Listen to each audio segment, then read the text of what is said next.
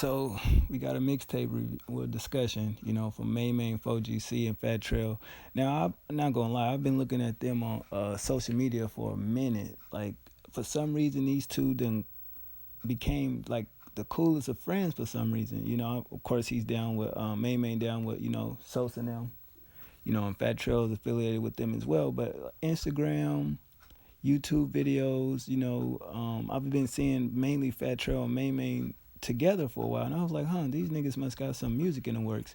And I can't remember exactly what vlog did I see, but the track two, Money Calling. I remember Fat Trel was in the studio and that was playing, or it was basically the song was in one of the vlogs I seen. I don't think it's on Fat Trel's last mixtape. I could be wrong on that. I didn't check that. But basically, I was seeing them together a lot, and they shouting each other out and everything like that. And RP to Cap, I remember when Cap had passed away. These two was definitely, you know, around each other a lot. I think they both ended up getting a tattoo of Capo, his little uh, cartoonish type tattoo. You know the what I'm talking about. But anyway, I was just wondering, like, what was this um, go lead to? And so I was looking online and I seen that Gucci Man and Sosa supposed to drop Big Gucci Sosa 2, and a little article read that Finesse Gang dropped, and I'm like, oh shit, these niggas dropped a mixtape. So I run and go see if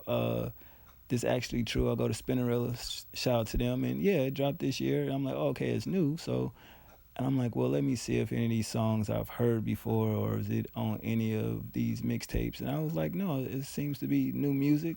And it's not bad, you know what I mean? You already know what you get from Fat Trel and ManeMane. They both street niggas from what I assume in the streets. You're going to get a lot of that talk, a lot of money talk and things of that nature. Not saying it's a bad thing, but me being honest, I think Fat Trel definitely carried this tape more, not because he's a better rapper, but I think he's more established than ManeMane. I think Fat Trel has more of a bigger fan base than ManeMane, and I do remember they review, I think, ManeMane last mixtape, or at least two of them. Not saying he's a bad rapper or whatever. I'm not saying that at all, but I just think that Fat Trel carried the tape more. Um, but Mane did his thing as well. I just think he needed to develop his craft a little bit more as far as his flow, develop stronger content. But they put together a cool body of work. The production was on point. Young Chop got a couple joints on here. It's filled with street content, cool different flows. The lyrics is definitely, you could say violent, hood, street. It goes into everything that, from selling drugs to finding ops, money, just all type of shit you find, regular street type music. And it had minimal features. What I thought was cool, the one feature that stood out to me was Zona Man on track 8, entitled Gang Members. I think his verse was solid. Definitely had great production on there. But it's just not bad. It came out the blue. I didn't see any of this on social media or anything, as far as Twitter or Instagram. I'm really not searching on people's pages and shit like that. If it's on a timeline, I'll check it out. But I definitely feel like it was solid. It's not bad. Listen to it like 5 times just to get a feel of it. It opens up with just ManeMane talking about him being in DC, and I think that's what it was. ManeMane was in DC, with Fat Trel and everything like that, and they was in the studio hanging out, and they developed this project. Definitely fuck with that. The Money Calling track, I love the instruments in that, jazzy, smooth track. Young Chop got tracks 3 and 4, Runaway and Aquafina. Young Chop, damn, those beats surprised me because it don't sound like the token Young Chop beat, and I'm like, oh, okay, this is something different. Runaway got a definitely a good vibe to it. Aquafina, I definitely thought Fat Trel destroyed that song in a good way. The hook was crazy to me. He was good at rhyming words for some reason on that record. Like Jesus, like a lot of people probably look at Fat Trel and don't really give him a lot of credit, but I thought he did his thing on that. Walk Me Out was okay, just about a bitch giving head.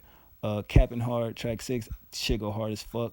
Like, do you hear that beat? Jesus, that beat is hard as hell, man. Hook was good. Cuckoo Gang remix, some street shit. Thought it was all right. Not really appealing to me. I'm not really in the whole gang culture.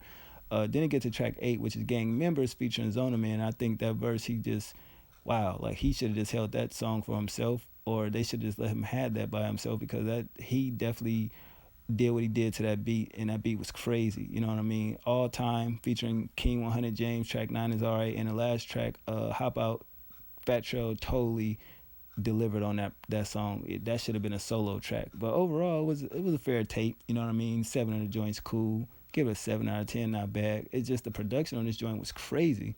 You know, I'm like, wow, why Trel didn't keep none of these beats for his last mixtape? You know what I mean? But that's just what I thought about it. I ain't really listened to a mixtape far as content like this in a minute. You know, it feel good to actually check some shit out. I heard Lil Reese mixtape. I'm still, thinking about what I want to say about it. It wasn't the best, it wasn't the worst, but it's just like I definitely feel he tried something different on there. But I'll say that for the discussion. Other than that, if y'all heard this, what y'all thought about it, let me know in the comment section. I'm out.